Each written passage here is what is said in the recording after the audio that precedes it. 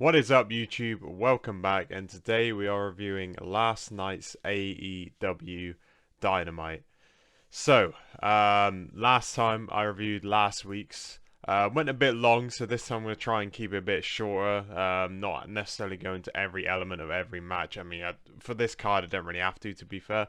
It was a good show. Main event was good. Opening match was good. Some of the other bits I didn't care for too much, I'll be honest. The tag match was good, but it's like, I know you've seen it all before sort of thing. But anyway, let's get into it. So, it's Wednesday. You know what that means. AEW Dynamite. And we start off with Samoa Joe cutting a backstage promo. Basically says, Hangman, we're all going for the belts. Hangman, I've put a bounty on you, mate. And Bryan Keith enters the picture, the bounty hunter. Oh, bounty hunter, cowboy stuff. Anyway, this basically sets up a match for later on tonight, which we'll get into as it comes up. Also, he mentions how the Ops are preoccupied because they need to defend the Trio's belts, which we'll also go into later on, and they're going to be defending them on Collision. I guess I'll mention it now. But Powerhouse Hobbs looks like he's signing for WWE as of right now.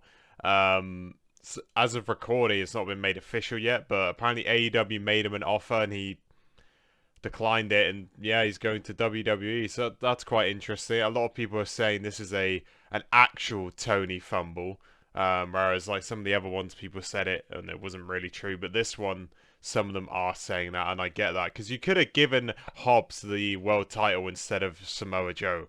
Hobbs had a better match with Hangman than any of the Samoa Joe ones. So, I mean, maybe he would have changed. Maybe he would have changed his mind if Tony had done that. But he's been at the same place, as far as I'm aware, for like a lot of his runs. So, understandable. Be interesting to see how he does in WWE. I mean, I don't know, man. It's an interesting decision, but the way WWE is right now, I'm not sure. I guess if he's not going anywhere here, he wants to try it out. I don't know. We'll see how it goes. Anyway, we are starting off. First match is Darby Allin versus the Bastard Pac. Darby comes out, and then Pac comes out. The venue is really cool, by the way. It looked really good in the entrance of these two. I think it's because everyone was stood up. It just looked really cool. Pac says to the other Death Riders, because they all come out with him, I'm doing this alone, I'll do this solo. You guys stay in the back. The Bastard Pac is going to do it alone. I don't know. We start off straight away. Pac's not even entered the ring yet, and Darby just goes slingshot straight into him. Then they fight out into the crowd for a while. The bell's not rang yet. I actually didn't realize. I watched this live at 1 a.m., so if I look a bit tired, that's why. With my friend, watched it live. Neither of us realized if the bell had rung or not, but luckily Excalibur says they've not even rang the bell yet. So Darby does a coffin drop to Pac off like a little sort of balcony, up some steps onto him from on the outside of the ring in the crowd. There's a throw into the barricade into release German. Nice. This was a good match. I mean, these two have had their other matches have been good too, so I'm not that surprised. I was looking forward to this one. Oh my god, man. There's a horrible... Pac sets up the stairs, but in a way where the steps are what he's targeting. And so, Darby gets released Germaned into the steps. And I'm not talking about the flat part of the step. No, I'm talking about the actual steps. Boom, back first into it. Oh my god, that looked horrible. I don't know how his back is alive. Like, and it continues to use his back in the rest of the match as well. It's mental. And then the bell finally rings. Pac goes for a clothesline. There's a cocky cover. Obviously, Darby kicks out of that. Pac puts Darby under, he's got his legs and his head's under the rope, and he slingshots his head, and it literally goes right into the rope. It's like, bloody hell, they put over on commentary, like, we call them ropes, but there's metal, there's barbed metal in there. Yeah, that looked nasty. Again, Darby's a maniac. Throughout the break, Pac dominates because on I don't know how it works in America, but I have to watch through Triller. We see the match through the breaks. I'm not sure if Americans do or not, if they get the picture-in-picture thing. Um, so yeah, throughout the break, Pac dominates. Pac tries for a avalanche brainbuster. Darby counters into a missile dropkick, which is nice. Darby fights back with good offense, but Pac throws him into the turnbuckle, and it looked Nadia throws him, and it's one of those awkward ones where you get released into the turnbuckle, and he lands top of his shoulders, but it also kind of looks like he lands on his neck, so those are always nasty. There's an avalanche belly to belly from Pac. Literally throws Darby like halfway across the ring from the top rope. It looked nasty. Again, this is all getting worked on his back as well.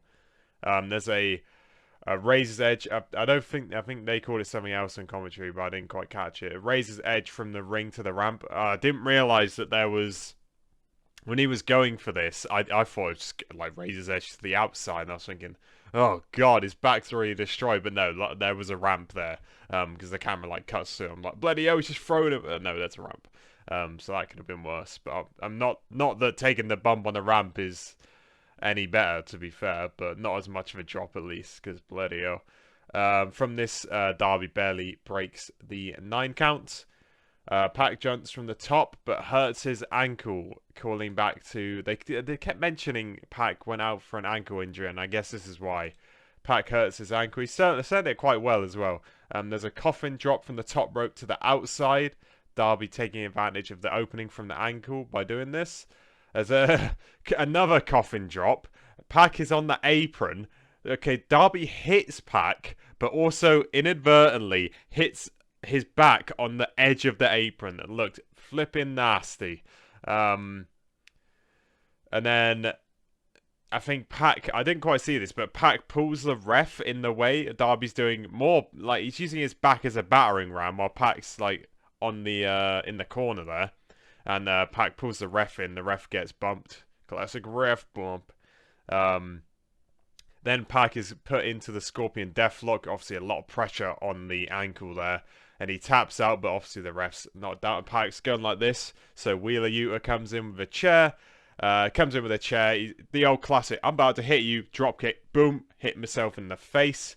Then there's a Scorpion Death drop to Pac. And the chair is set up. Scorpion, Scorpion. Is that right? Is that right? If I wrote that right, I can't remember. It's the inverted DDT. Is it Scorpion Death Drop? I'm not sure. I might have got that wrong. To Pac, but he does that to Pac anyway, and he sets up the chair on the ankle and does a coffin drop onto the ankle while the chair's on it. Ow. Then there's another Scorpion Death. No, Scorpion. I'm confusing myself. This was because it was a 1 a.m. when I was writing these notes, so I've obviously confused myself a bit here. There's a Scorpion Death Lock. It's the flipping the sharpshooter. Sorry, but obviously Sting's version. My bad for that, by the way. Again, 1 a.m. Yeah, so Pac taps out to it. The ref, finally wakes up. And I've also wrote here. These actions from Darby Allin doesn't feel like a face here. It's very... Last week I said this as well. He didn't feel like a face when he was forcing Pac to do the match. Very strange stuff. I mean, obviously, you have Wheeler Yuta coming out with the chair, so it's like, oh, Darby's not... He's only using the chair because Wheeler Yuta was going to use it on him. But at the same time, this is not very face sort of thing to do. The Death Riders come out and come go to Pac, check on him, and that's the match. I thought it was a good match. Gave it 3 3.75 for me. Good stuff. Yeah, not much else to say. Good TV match, good opener to the night. Darby Allin is a maniac as usual. Moving right along, he's now beat all the Death Riders as well, so hopefully we're done with that story. But we'll see. Next up, Bryan Keith versus Hangman, with Big Bill on the outside. I don't really care for this. Cowboy vs Bounty Hunter is kind of a cool concept. There's good strikes in here. Nice rolling elbow. Big Bill gets involved, attacks Hangman on the outside, usual heel on the outside sort of stuff. You know, grabbing Hangman's boot when he's trying to run the ropes, that sort of thing. You've seen him before.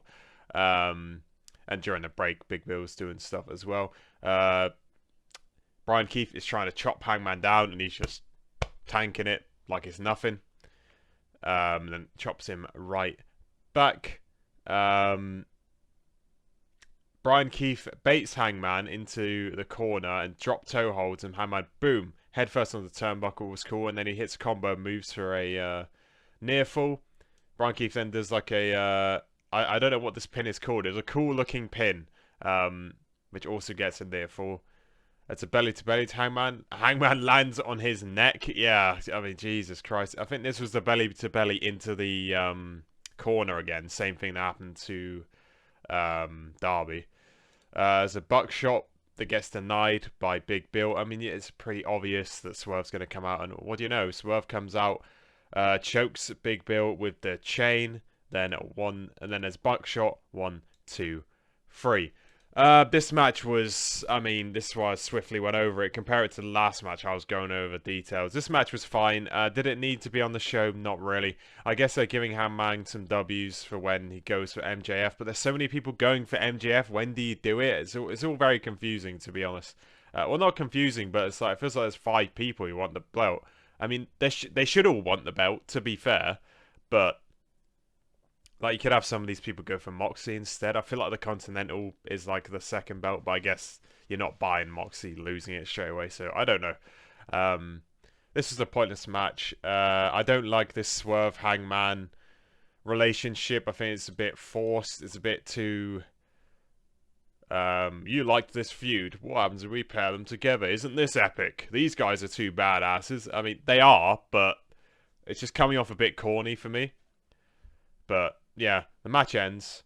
Hangman then starts cutting a promo saying he will take everything from Samoa Joe. Swerve talks about MJF instead. Says he'll be coming for that belt, and then he stops himself. We will be coming for that belt. Only one of you can win, though. So how's that going to work? And then you can hear in the distance. What is that in the distance? I think that's the battle cry under the devil's sky. Kenny Omega comes out. Huge pop from me as well. Kenny Omega's my favorite wrestler. If you didn't know, got him up there as well. Love Kenny around here. Kenny comes out, sort of says, "You guys thought I was the god of pro wrestling. I need you. Do you believe in the god of pro wrestling again?" I thought that was quite a nice line, like, because obviously God belief. Kenny's going for the belt, but he wants to earn it. He wants to do some matches beforehand to prove that he's worthy of going for it, to prove he's worthy of being the god of pro wrestling again. You're always worthy to me, Kenny. Well, let's see the match first. And he teases having to have matches against Hangman and Swerve. Hangman says, "Hey, Kenny, may the best man win." Hangman is like got a big grin on his face during this whole thing as well. He's loving it. He's loving seeing Kenny again. Hangman leaves, and then Swerve just stares at Kenny.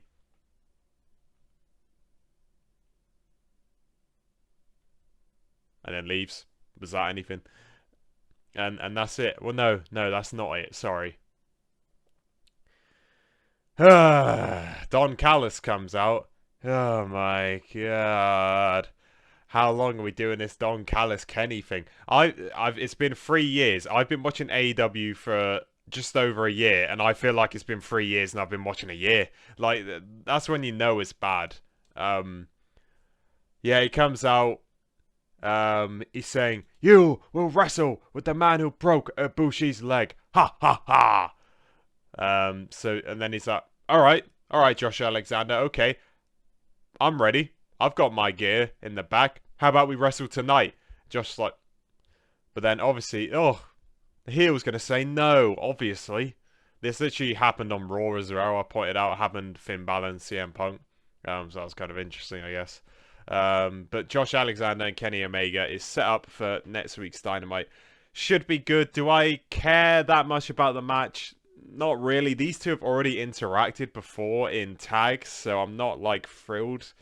Just seeing Kenny Omega wrestle in a singles match is the delight for me. do I want Kenny to be world champion? The crowd were louder for him being world champ than the other two saying it. So, I mean, I'd love it, but I think it depends on his condition. Like, how is Kenny feeling right now? It all depends on that. But Kenny is so good at selling that he could just sell that he's hurt in the match, but he's not actually. Are we going back to Kenny, where they're going to target the diverticulitis the whole match?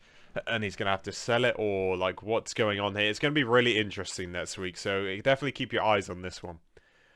Then we have Brody King backstage with Jonathan Cruz. I can't remember his name. Jonathan Cruz, MJF's little guy, basically. And then he's like, "Yeah, get ready, mate. We've got a little match coming." And he's like, "What? Do we?" And then he just runs away. So then Jonathan Cruz comes out, running into the ring. Brody King comes out. This was quite fun. Jonathan Cruz is a very funny guy. There's just a flying nothing. He just gets on the top rope. He tries to like shoulder barge and falls down. So alright, I'll get on the top rope then. Gets to the top rope. Boom. Just knocked out of midair. Pile driver, and he's just dead. Nothing. It's just a squash match. We're doing a lot of these Brody King squash matches. I'm not sure why. We believe in Brody King. We don't need these. I don't really know what's going on with that. Classic, like, big man does squashes, I guess. Yeah, nothing much to say here. Not gonna give this a rating. Hangman and Bryan 3-star I gave. I didn't say before. Sorry if I didn't. I think I gave it 2-star just because I thought the Jonathan Cruz was funny, and he is a funny guy. Keep him around. Keep him with MJF as like a funny little like dickhead. Yeah. Moving on. We now have the multi-man tag match for the #1 contendership for the tag belts. It was Young Bucks, The Demand, Jet Speed, and Doyle and Davis. Yep, I was trying to remember. So, to kick things off, the Young Bucks come flying out, hit their moves. Throughout the duration of this match, Young Bucks and Jet Speed are kind of syncing their moves together. Very choreographed, but, you know, which might be why I didn't quite get into it all the way, I guess.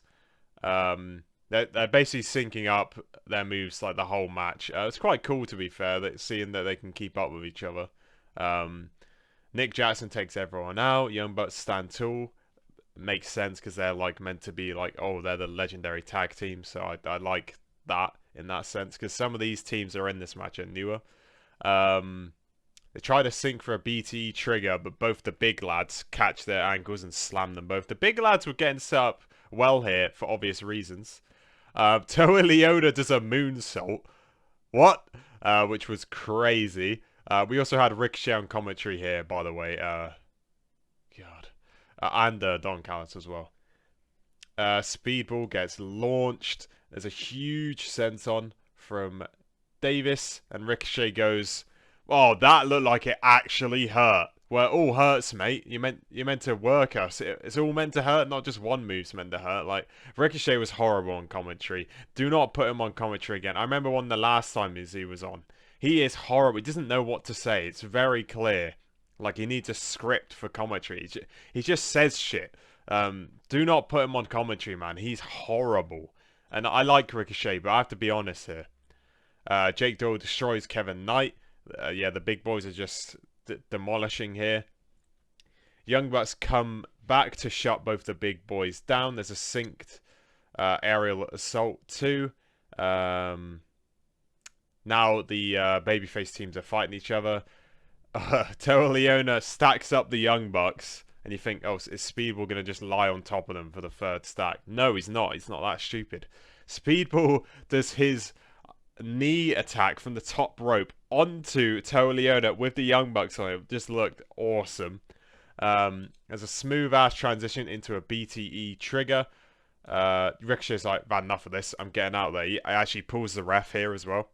And then literally 3 seconds after he pulls the ref, Jack Perry comes flying out of nowhere. I guess he was just waiting in gorilla position. Right. Just going to stand there until Ricochet interferes. Alright, right, Tony? Yeah, how you doing? Yeah, good match this. Yeah. Oh, he's go. Oh, I'm going. Like what? Jesus, man was ready. Then there was an awesome Hurricane Rana like pivot from Doyle. So one of them tried to Hurricane Rana him, and Doyle like, I don't know how to describe it, but he basically rolled through with it and kept him up, and then Davis and Doyle get the win, I think, via a powerbomb. I think it was. I don't mind this. This is a Collision-ass match, and I think it is scheduled for Collision. That's fine. I think they... it makes sense. These two are a new tag team. They even had graphics, so I guess, yeah, makes it. They probably aren't going to win versus FTR. FTR feel like they're getting saved for Christian and Cope. FTR come out with Stokely in a wheelchair. Just funny seeing Stokely in that wheelchair. And they brawl. It's just a who cares brawl, to be honest. It's just a generic ass brawl. Probably a Collision match. Yeah, I mean, that's it really. Moving on, we go backstage with Skyflight. Just talking about there's, I think, a new chick that for AEW. I knew it said WWE then. Bloody hell. Signed. I forget her name. I kept seeing her name on Twitter. I'm not sure why. I don't know if was she at Evolve or Zardia Steel, I think her name is. Just came back to me. I don't know what the deal with her is. I haven't seen any matches, so I don't know whether to be hype or not. I mean, this is some collision ass crap. If we're being honest. I think Collision just has a problem. Like, there's a bunch of matches that feel meaningless and obvious winners every time as well. So I just don't bother watching it for that reason. Like, at least it's a B show, but I feel like it's worse than SmackDown. The wrestling's not worse, don't get me wrong. But, like, at least on SmackDown, you get Cody or whoever's got the main belt. So that you have that reason to watch. But it feels like SmackDown you can maybe skip, but there are parts of SmackDown that are integral to, say, the Royal Rumble or something like that. Whereas Collision, I don't think it's really integral to the broad stories of AEW, like, at all. Every now and then you get a little something, but yeah, I mean, that's like a problem Collision has, to be honest. And I don't think Tony Khan's going to change that, if we're being honest. Now we go to our one women's match on the card. Just one. Yep, it's Dynamite. There's always only one. You could have had another women's match, so that Bryan Keith thing, for being real, but anyway, I didn't make too many notes here. This was pretty just drab. No botches or anything. Were there? No. I mean, Harley Cameron's like doing the sling blade. She hits a sling blade, but then she keeps doing like the movement you do for a sling blade, where you sling around, I guess. She's doing that for like everything. It's a bit weird. It's fine, but yeah, I didn't really make much notes here. The crowd didn't really care for this. Willow was trying to hype them up, but here's the thing. Why would they care? Because you don't give these women enough time. You give them one match, and it's always a bloody multi-women match. Like, these matches are never... You're also making us watch a multi-woman match after we've just watched the Young Bucks. Like, it's just foolish. Obviously, the crowd aren't going to be as hyped for this, and that's no offense to the women, but, like, I don't know what is this booking, man. It's just, this match just existed for Tekla to pin Statlander, basically, and what happens is Tekla hits a spear, and Statlander moves, quick, move out of the way, Willow, and takes the spear from Tekla into a stomp for the 1-2-3. So we're probably getting Tekla and Kris Statlander. I don't hate that. I think that's probably the best case scenario what could have happened from this match, to be honest. It was either Tekla Statlander or Tekla Willow, so both fine for me. Should be good, I guess. Maybe interesting, the Willow and Stat stuff. I don't really care for it, to be honest. I've not really been given a reason to care for it either. Should be a good match. I think you have to get the belt off Statlander. I like Statlander, but like, someone needs to change here. It just feels like nothing right now. It really feels like nothing. So I gave that match 2.5 star. It was just boring. 3 is like average. The -5 is just because it was boring. Next up, Jet Speed are backstage, and they're like, oh, well, we didn't win. Swerve comes in. This was weird.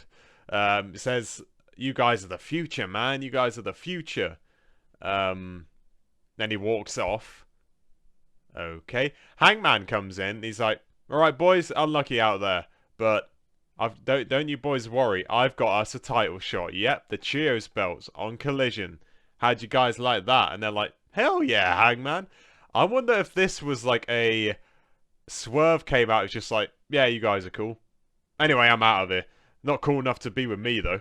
And then Hangman's like, yeah, I'll team up with you guys. We're gonna get these Trios belts. So, like an interesting contrast, I guess. I guess that's why they did this. Kind of strange, but then both just walking in.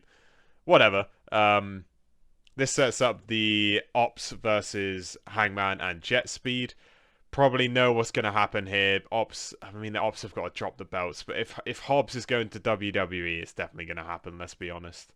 So, I mean, that could be a match to watch. Could it? Meh. I'm not watching it. I'm just... I haven't looked at... Because obviously Collision is pre-taped.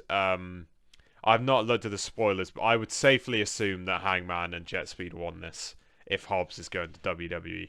So, I forgot to mention as well, the Rascals have signed with AEW. I don't know much about them, so I can't really get hype or anything, but it's funny how AEW are just stealing, or not stealing, but signing all of TNA's like good wrestlers right as they're getting their TV deal, because that TV deal, the card for that looked horrendous. Like I'm not watching it. I assume anyone watching this probably isn't either. Why would you? Unless you really like the Hardys, but it's 2026, bro. Matt Hardy. Who wants to watch Matt Hardy? Jeff, I understand. Matt Hardy. Anyway, Bubba Ray on commentary as well. No, thank you. Main event time.